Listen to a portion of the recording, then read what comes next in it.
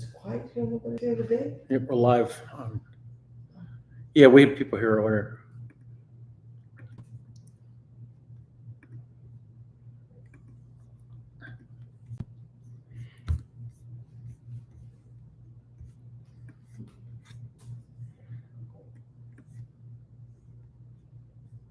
I can't tell what that does, but all right. Hello, everybody. I want to say welcome to Listing 103 Advanced Listing Concepts. Over the last couple of weeks, we've talked about and we have practiced in our conversation mastery how to do an effective listing campaign. How to, when you knock on the door, to the moment you meet the person, to going in, where to go in the house, what to say in the house, how to do the tour, how to make sure you get every decision maker on the trip, and all the way through using the REAL system. If you missed our classes in the last 2 weeks, if you were not here for conversation mastery, I highly recommend that you get here this week and next week, because these skills are not something, I mean, yes, I've given you scripts, and for anybody that's watching on YouTube, if you would like to have a copy of these scripts, I'm happy to share them, but you can't learn these scripts just by reading them. These are an action. Consider yourself an actor, right? When you have a listing conversation, when you learn what you're going to say in these listing conversations, you are going to sit with a person, right? And you're going to discuss with them about selling their house. But as much of it is the verbal, the REAL that we talked about, right? Which is rapport, engage, advise, with the 3 parts of advise, which are advise them about yourself and your company, advise them about your marketing plan, which should be the longest part of your whole conversation, and then advise them on the correct price. And then, of course, the L is for list. All those things are important, but there are physical things that go with this. If you guys are television fans, I'll go back a couple of the most famous physical comedy actors. Dick Van Dyke was a great physical comedy actor. Michael Richards in Seinfeld, the physical comedy was great. Well, I'm not asking you to be a physical comic, but there are physical parts to doing this that are so important, and that's why I stress be here, 9 o'clock in the morning, Monday, Tuesday. We've been going through these, and we'll be going through these this week and next week. So let's get started. We've gone through the basics. You guys should have the basics. So let's get a little more advanced. Remember that when you are talking to anyone, right? We're talking about sellers today and having these things. When you're talking to absolutely anyone, if you have a hard time communicating with a seller, you're going to have a hard time getting a listing. If you're not getting through, and this is one of the things that we talked about, we call this a listing conversation, not a listing presentation. Why is that? Well, it's a listing conversation because it needs to be 2 ways. There has to be communication going side by side. You will not get a listing if you're not communicating well with your seller. Effective communication is the key to closing a listing conversation. It's as simple as that.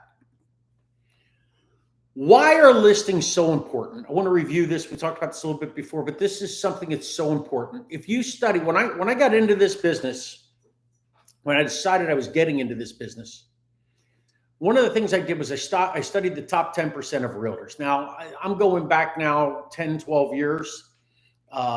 So what I was looking for is a little different than it is today. Back then, people that were considered successful in real estate were making $100,000 a year. $100,000 a year isn't today what it was in 2012, 2014. But when I was looking at these people that were making $100, $200 million a year in real estate, I found that there were 6 personality traits and 11 behavioral traits that these people all shared. and that people, there was a control group done, there was a study done, and there was a control group of people that one group had these 6 and 11 they studied, and the others didn't. And they found that those that did all had these things, and the others were missing one or more of them. The other thing, though, is I studied, what do they do? What does a successful realtor do every day? And we went through their schedules. And of course, if you take my Prospecting for Success series, I'll teach this entire thing. But one of the things that is important for this conversation is that we learned that top 10% agents, doesn't matter where they are, anywhere in the country, or even North America, Canada is the same thing, make 75% of their revenue from listings. 75%. Oh, I've got 4 buyers right now. Do you have any listings? No. Guess what? You're in trouble. Well, what do you mean? Buyers, guys, are fickle. Buyers come and go. The person that has steady income always has an inventory of listings. Like we taught this all in Prospecting for Success. Just reviewing. So it's so important that you do at least 75% of your business from listings. And one of the things you need to do from that is, of course, make sure your conversation is so good that you're going to close 19 out of 20, 24 out of 25, 99 out of 100 of these conversations. When you start having listings, you will have less stress and more fun because you're going to start focusing on your inventory.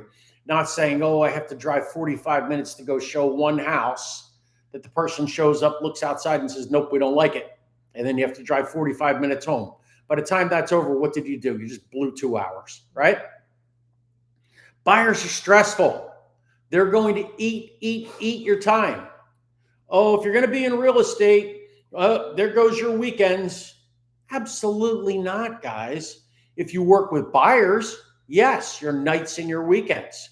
When you work with sellers, you set appointments. Now, yeah, might you have a Saturday morning appointment? You might. But let me explain the difference. A listing conversation usually is anywhere from 45 minutes to an hour tops, okay? And that's it. How long do you go out with a buyer? 3 hours? 4 hours? I spent days with buyers. Not following my own advice here, which is, it's friends, so I don't mind. But the point is that you can lose an entire day with buyers. Here, you might lose an hour of your day, hour and a half of your day. Much better, much more control of your life, much more enjoyable. Remember that listings put you in control of your career. He who has listings controls the marketplace. Oh, it's such a slow market right now. Guys, we just went through this. We're for those of you that watch this years from now, we're doing this in 2025. When we're in 2020, you put a listing up, it was sold by dark. Well, now we have listings that sit up there. But here's the thing. When you have multiple listings, you may not have any buyers, and a lot of agents may not have any buyers, but there's always an agent with a buyer. And guess where they bring those buyers? To your listing. So instead of you fighting with 18 other agents to try to get one buyer, you have the listing. Let those few that do have buyers bring them to you. When you have listings, you control the marketplace. Listings provide immunity. If you get to the point of having a large inventory, which is where you need to be, you're going to get sales regardless of what's going on, regardless of the economy. I have several listings right now. I have one that just went under contract. It took me, 3 weeks. We're in a very, very, very market that's very, very much for the buyers. I mean, the buyers right now can write their ticket. I have other listings that just aren't going anywhere. My team, we have listings that are sitting there. But the fact is we have enough of them, right? I have enough of them that there's at least some going under contract, even in a tough economy with high interest rates, with inflation uncertainty, with all those other things. So having a large inventory provides immunity even in the worst of times. Back when the market crashed in 2009, 2010, nobody made any money, no houses sold in real estate. That's not true. plenty of houses sold, just nowhere near to the extent of what they were selling in 2006 or what we saw in 2020 or 2020, 2021. It slowed down. Guess what? The top realtors that had inventory, they were the ones that are still in the business. They're the ones now that are going to still be in the business when we get back to another type of market. So build your inventory. It's so important. Seller categories. So I teach you this with buyers too in the upcoming buyer classes, which are coming in a couple of weeks. But it's important to categorize every seller that you ever talk to. You have an A seller, a B, a C, and a D. Okay? When we talk about buyers, there's only three. We tell you when we talk about buyers that you should only work with A buyers, but I'm getting ahead of myself again. We'll talk about that in a couple of weeks. But what's an A seller? An A seller wants to use your company before the conversation begins. I had a gentleman that had a house down the street from where I live, called me because he found me on my website. He saw the Century 21 name. He was a retired realtor. He'd done real estate in Virginia and had been retired for quite some time. He knew he wanted to use Century 21.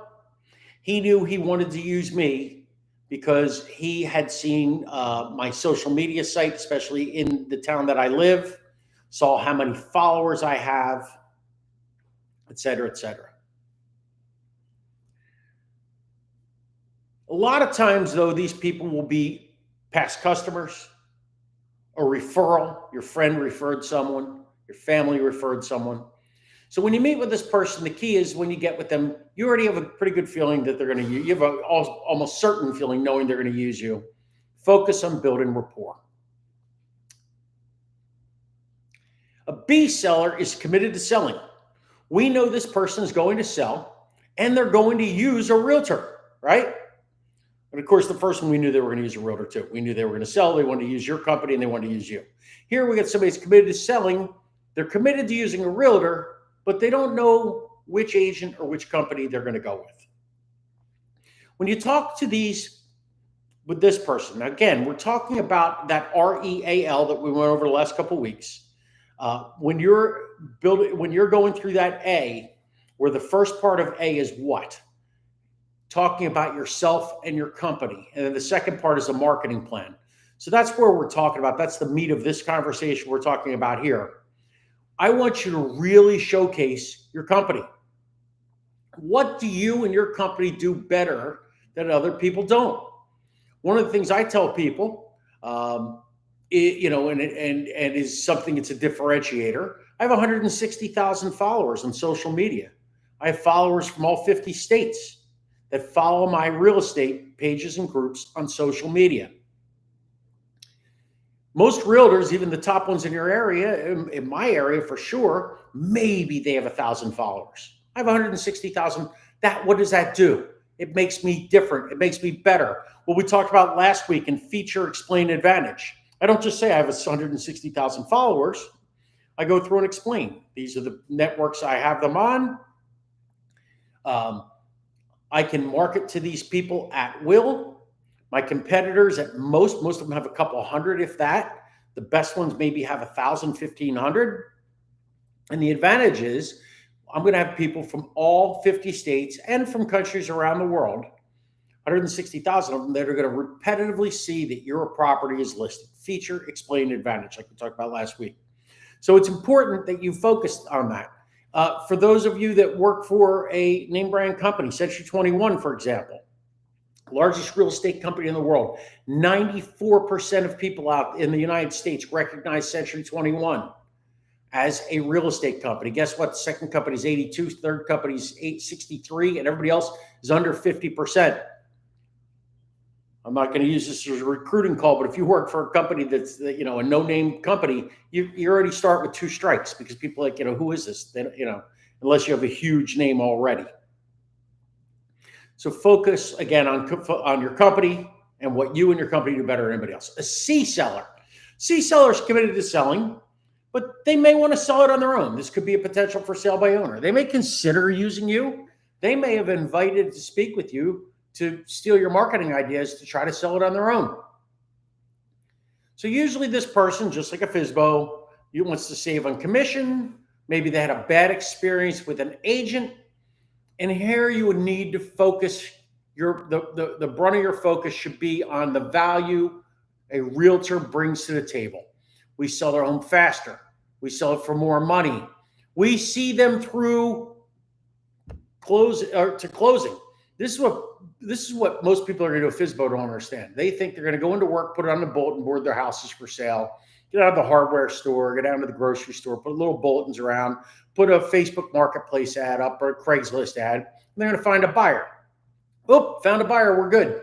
We shook hands. We're not just a dating service, guys. Yeah, they would say realtors are a dating service, right? We find a buyer and a seller and marry them up, right? But what's the hardest part for anybody that's been in this business? Contract to close. They don't even understand it. They don't know what they don't know. So explaining contract to close is a huge part of this. So all the different things that bring value as a realtor, that's what you want to do with a C. A D seller, D for disaster, D for, I can't think of a word for running away. It starts with D, but doesn't matter. D, disaster. The seller's more committed to the price than they are to moving. Okay. I want $450,000 for my house. The comps say your house is worth $375,000. Oh, well, that's what I want. Okay. Well, I'm sure you want to sell your 1972 Pinto for $20,000, but it's worth $50. And that's what I always say. I always do and I always say use analogies. Use analogies. Something the great Darrell Davis teaches. I always say, if you took your car to trade it in and you took it to a car dealership, how are they going to value your car? And they'll say, well, the NADA or Kelley Blue Book. And that's right. And yeah, they might be trying to screw you a little bit. Of course, we're not. If they try to say that to you, we're not. We want to get the highest amount because we make more money when they sell for more. But anyway, what you want to say to them is we as realtors are the ones with our comps. That's the Kelley Blue Book. And I understand you need $450,000 to make all of your goals come to play. And I'd love to sell your house for $450,000, but the Kelley Blue Book value of your house is $375,000. And that conversation, although can be hard, and it can sometimes make it where they won't list with you. And guess what? Sometimes they'll go list with another agent because the agent down the street just wants to have a listing. Guys, you're better off letting them go to the other realtor. This is the 24 or 25 when you go to this conversation. And again, the sooner you can flush out if they're a D seller, don't walk, run. Refer them. I would say to them, I have a friend in New Jersey. She used to teach this. She'd tell them, she'd say, listen, honey, your house just isn't worth that. If you want to go list with another agent, that's fine. But when you're serious about selling in 6 months, when you see nobody comes to your house, I'm here with open arms to do it and do it right and get your house sold for the most amount of money. And she says she's had people that have done that. They've gone because there are other agents out there. Now you can refer them. You can say, look, here's an agent that'll take any listing. I take pride that when I take a listing and price it, that I price it right and I get it sold. And that's a huge thing, guys. You don't want to be known as the realtor that only half your listings sell, right? Now, again, that number changes as the market changes. But there are agents out there that maybe only close or sell 2 or 3 out of 10 listings. The reason is they're taking $400,000 houses and trying to sell them for $500,000 because they let the tail wag the dog. They let the listing or the homeowner dictate what the listing should be priced at. You are the price expert. I have a training that you guys are going to take in objection handling success.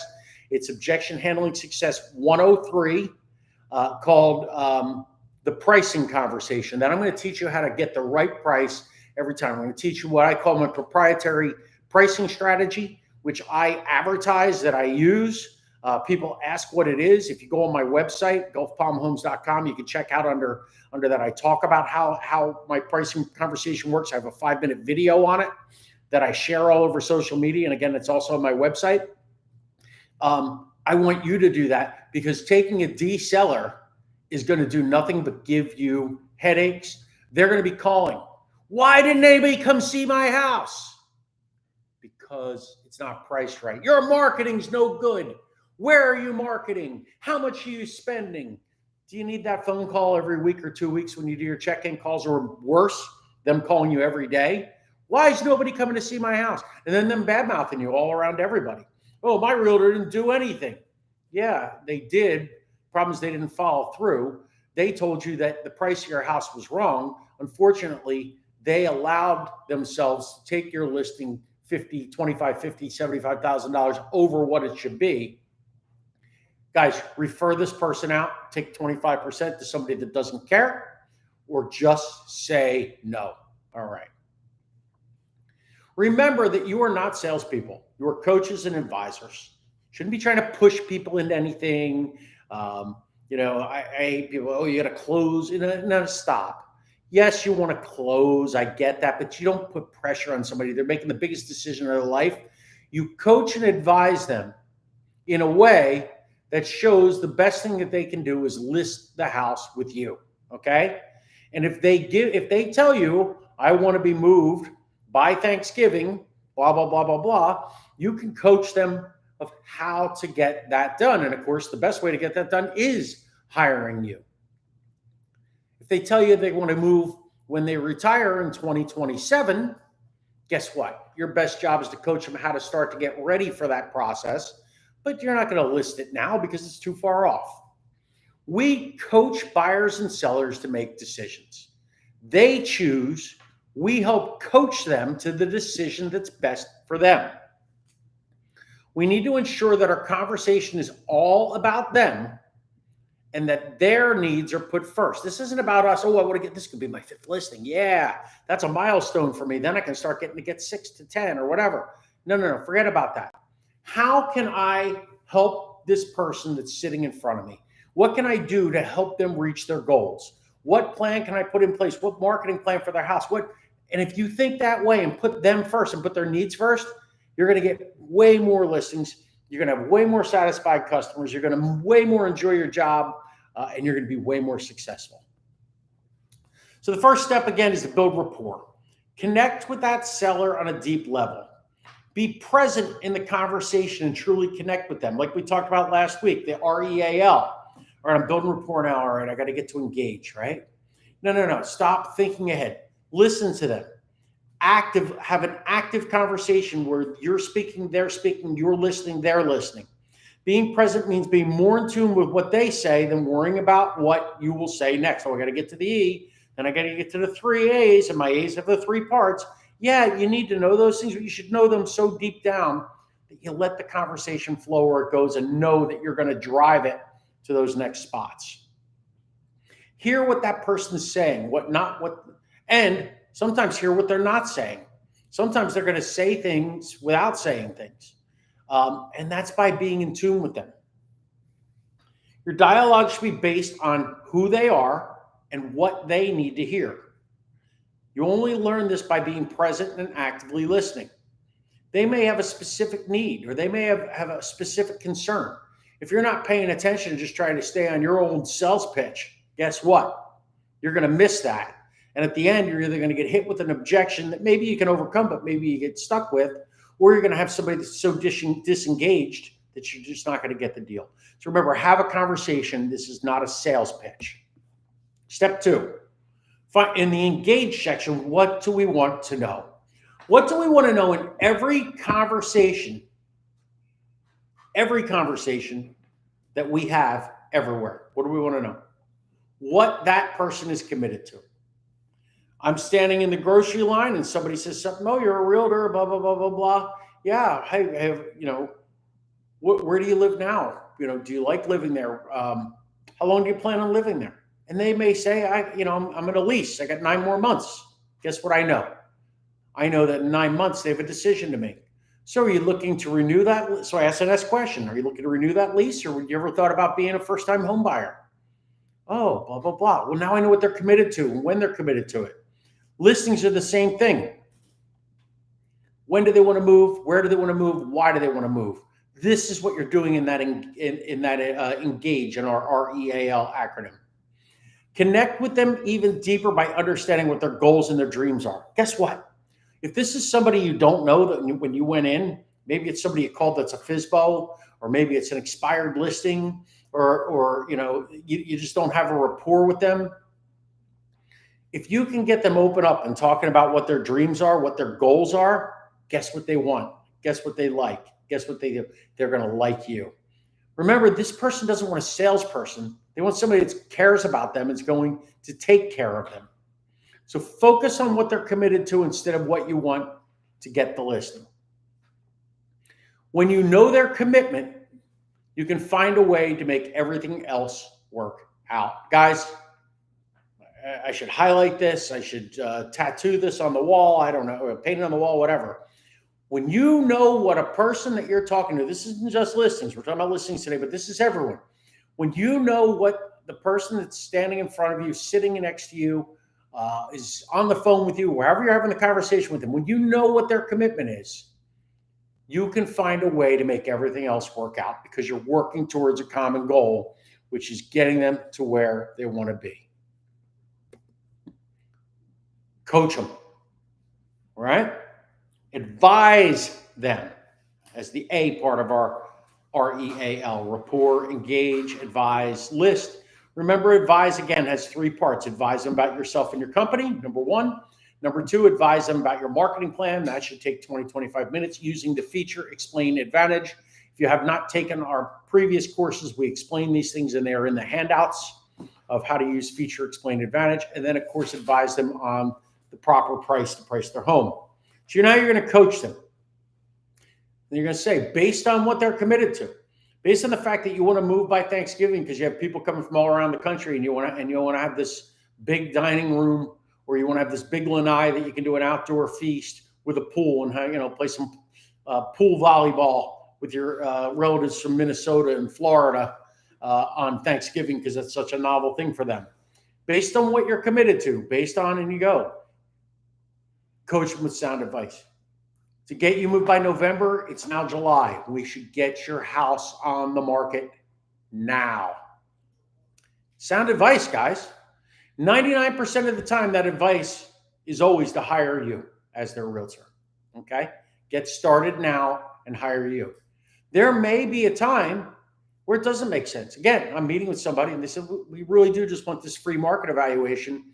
We're talking about moving in June of 2027, when my wife or my husband retires from work.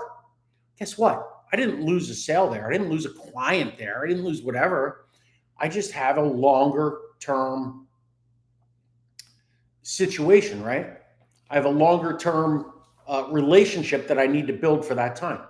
Now, what about the person I have the conversation with them and they say, well, really, I just want to die in this house. I'm wondering what it's worth for my kids.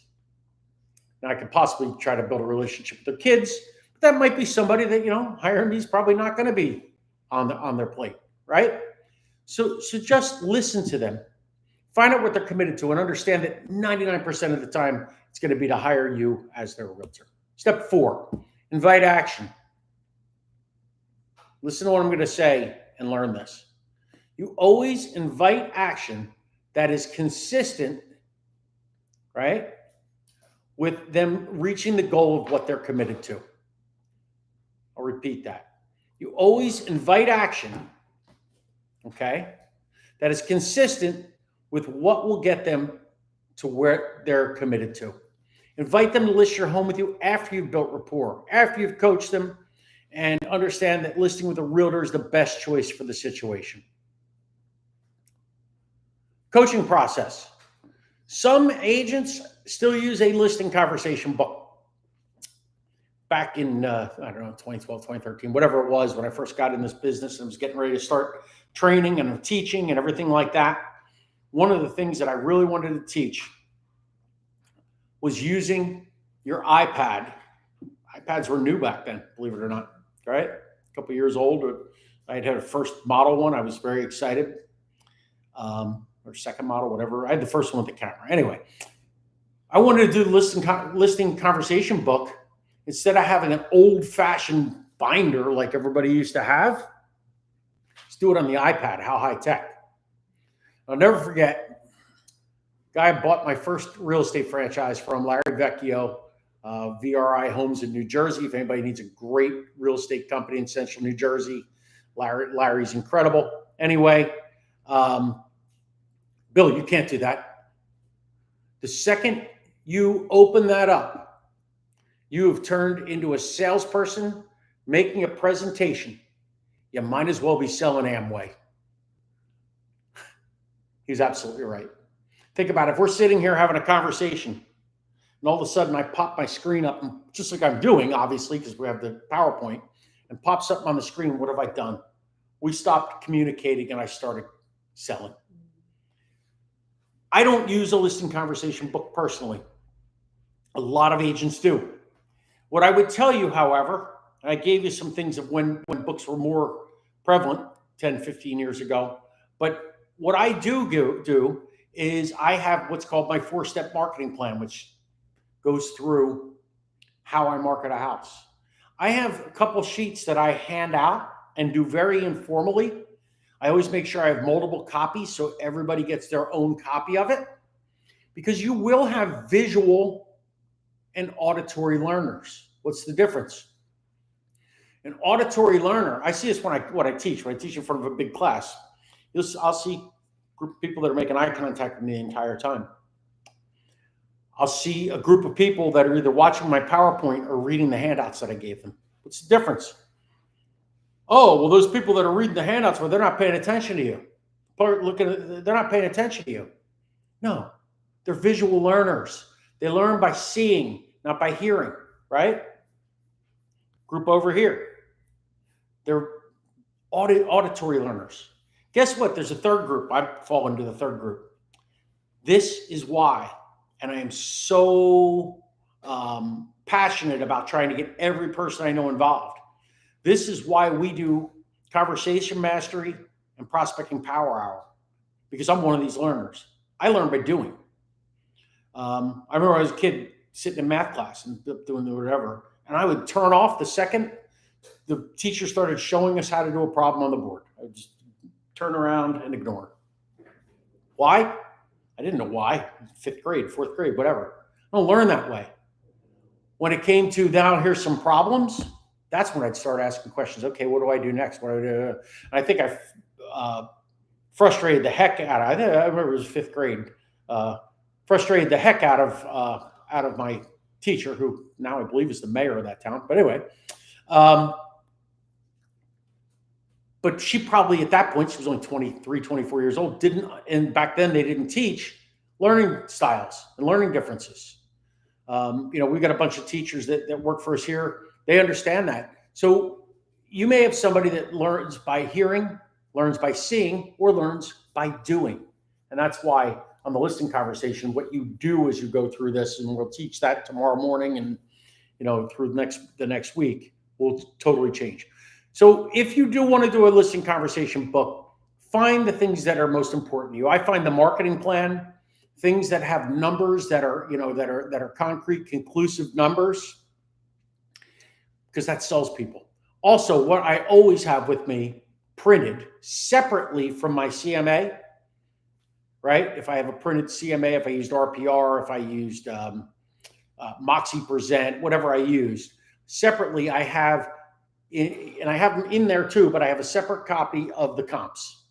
Because again, I want to lay those comps out, not yet, but in front of the people, and have that there as a physical thing, again, for that auditory and visual learner. The auditory person will listen, but the visual person is going to pick them up and read them.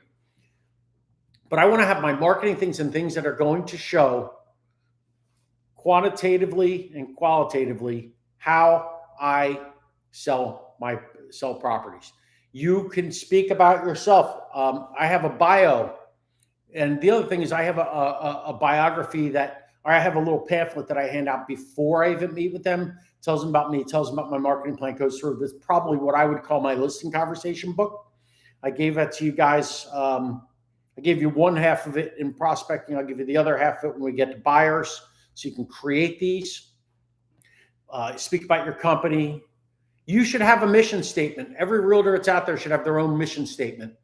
Huge. Have it out there where the people can see it. This is going to differentiate you. What your market share is. If you don't have good market share, what are your office stats? The beautiful thing of our companies, we did $2 billion in commission last year. We're the second largest in the world. So we can brag about that. Find the things you want to brag about. Like I say, section 3, your marketing system, your process of how you sell a home, what makes you different. I use my proprietary marketing strategy piece in this. And then any additional support materials, your CMA, testimonials, objection handling visuals. When we get to objection handling, we'll talk more about those. If you have a net sheet and those types of things. Presenting the marketing plan. I said this to you before. We used FEA last time. This is the same thing. It's FBA. FEA is feature, explain, advantage. FBA, which we have a handout for you today for this, feature, benefit, acknowledgement, same thing. People want to use a laundry list. I beat this into agents' heads. And then when they come to digital or to conversation mastery, and when they come to prospect, all those types of things, what do they end up doing? They end up doing a laundry list. So my marketing plan, I put my house on the MLS. I get your house on Zillow. I put it on social media. I put it on, what? Stop. All you did was give me feature. I need you to tell me the benefit or explain, depending on your FEA or FBA. That's why I do teach both, because it teaches a little bit different way, and some people learn this differently. What's the benefit? What am I getting from you putting my property in the MLS? So I tell them, this goes worldwide. This is what puts out to about 3,000, 4,000 websites, including Zillow, Homes.com, Realtor.com, Do you understand how that's going to get more people to see your house? This is the acknowledgement part, right? Or the advantage part if you're using the other one. Do you understand that this is going, and make them acknowledge? Do you see how this is going to make more people see your house than if you try to sell this on your own? You see that using Century 21 Integra, because we're in 14 states, most of them cold weather states, are going to have our local agents out finding you a buyer. Do you see how that by using me and our company, how we're going to get more people to know that your house is for sale and get you an offer that's for more money and quicker because of that? That's feature, benefit, acknowledgement, or as we said in the last training, feature, explain, advantage. The feature explains the tool you're presenting. The benefit teaches how the feature works and why it's so effective. And acknowledgement ensures that the seller understands how the feature will help them sell their home faster for more money and accomplish their commitment to sell. Brag book. Love this. Create a brag book. Might be things that, this could be testimonials. It can be things that you've done in your life. They don't have to be real estate. Things that make you look like a human being, right? If you ever see my stuff, I've got a picture of my dog on there. Well, maybe I talk about how I did dog training with one of my dogs or, whatever else. Anything that's going to make it, to take you from salesperson to human being. You should be doing that from the first second you meet somebody. That's why I always say if you ask somebody for a sale, I don't care how good you are in the first minute, you're going to fail because you didn't go from salesperson to human being. And when they first meet you, again, we're not salespeople, we're coaches and advisors, but they think of you that way. And you got to get away from that and get them to think of you as a person, as a coach, and then as an advisor. Someone they like and trust. So now a person says to you, thank you so much. I'm glad, you came, not quite ready. And you realize that maybe you didn't have your A game, whatever it was. Maybe they're just totally dedicated that they're going to hear from two people. You always hear people, I'm going to get 3 quotes. Very few people. In fact, it's only about 26% that interview more than one agent. But they are out there, and you will run into them. So what you're going to do is this. Basically, you're going to say, look, I believe that hiring an agent is the best thing for you. I feel good about our conversation, but I understand something's holding you back. Maybe you're not seeing me as a human being. And if you knew me as a person, understood a little bit more about me, you'd trust me more. So I have something. I call this my brag book. It tells you a little bit more about myself, my credentials, and a little more detail about what we've gone over today. I'm going to leave it with you. I'll pick it up in a day or two. You know what? Here's another thing, and this is a separate piece that I have for you today. It's one of my favorite tools that I hand out.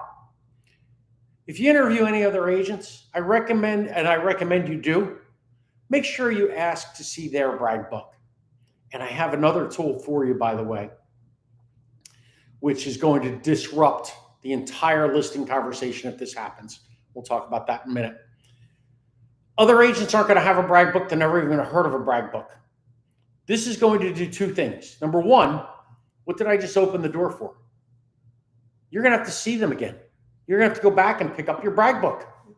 So you're getting a second shot to close. Second thing is, if they go and have somebody else, they're going to say, hey, can I see your brag book? What's a brag book? Huh? They're not going to have one. It's going to make them look inferior to you, as are the questions I'm going to provide for you. Here's what you can put in a brag book: photos, certificates, awards, letters of recommendation, advertising, information about open houses that you've done, like maybe the advertising for that and things like that, photos of listings and sold homes, your community involvement, and even family and pet pictures. This is what the other thing I was alluding to that goes with your brag book. This is called an agent qualifier. I'm going to give this to you guys. Again, if you're watching on YouTube, just get in touch with me. I'm happy to send this to you. So if you do not get the listing and suspect the client's going to be interviewing another agent, give them an agent qualifier sheet. Tell them that when they interview other agents, it will help them determine who is the most qualified. Guys, you got to see these questions. They're just well done. One of the questions: do you carry a copy of the Realtor's Code of Ethics? Can I see it? By the way, anybody here carry it? Start doing it now if you're going to start handing these out. What this does is the questions. Remember something that I taught in Prospecting for Success. He who controls the conversation, right, wins the conversation. We talked about this in the beginning of these trainings too. Okay? They're going to, the entire time, be disrupting with questions so that other agent is never going to get into the flow. And again, when you see these questions, I usually people are cracking up as they're reading these questions, because you think about it, oh my gosh, if I was in a listing conversation and people were cutting me off asking these questions, I'd be sunk too. So use the agent qualifier if you feel like the person's going to interview other agents. After the appointment, you've gone home, you got the listing, you're out celebrating with your wife or your husband or your kids or whatever, but take a moment. Or you're home lamenting, what did I do wrong? How did that not go? Ask yourself two questions. What did I do right? Praise yourself. Even if you didn't get the listing, what did I do right? Well, I really built a really good rapport with them. I really advised them of the proper price of their house. They didn't agree with me, but I did the best that I could. Advise, whatever those things are, ask yourself what you did right. And then ask yourself, what could I have done better? When I got the listing, what did I need to do? No. Always ask yourself what you could do better. I want you to bring those questions answered to our morning grind. That's what the morning grind's for. And I want you to say, this is what I did really well, and we're all going to clap for you. This is what I could have done better, and we're going to all work together to get stronger and stronger and stronger. As I've seen agents do this over the years, I've had agents with me 10, 12 years. I've watched how what I could have done better gets smaller and smaller and smaller. So they're so minute. Yeah, the only mistake I made was, and it's something so small. Because the whole point and the whole purpose in listing conversations in all of real estate, I'm not going to make you a great agent in one day. I'm going to make you a good agent quickly, but you're going to get better over time by learning, applying. That's why this is not just this teaching class, right? If I just give you this class and you say, oh, that was good, great information today, Bill, and you don't go to the next part, which is me mentoring you, right? Okay, let's practice this. Let's work on this and get it where you're able to deliver it. And then the coaching part where you actually go out and deliver it and make it happen, and then make it better and better and better. That's what's going to make you the best of the best of the best. And that's what we're here committed to do. So So again, I have 3 activities for anybody that's online. Get in touch with me and I will send these to you. The brag book, the agent qualifier, and I have a listing checklist. And I'll print those out for everybody that's here. For anybody that has any questions, just let me know. Thank you for joining us here in Step Ahead Bootcamp. We'll see you at our next one.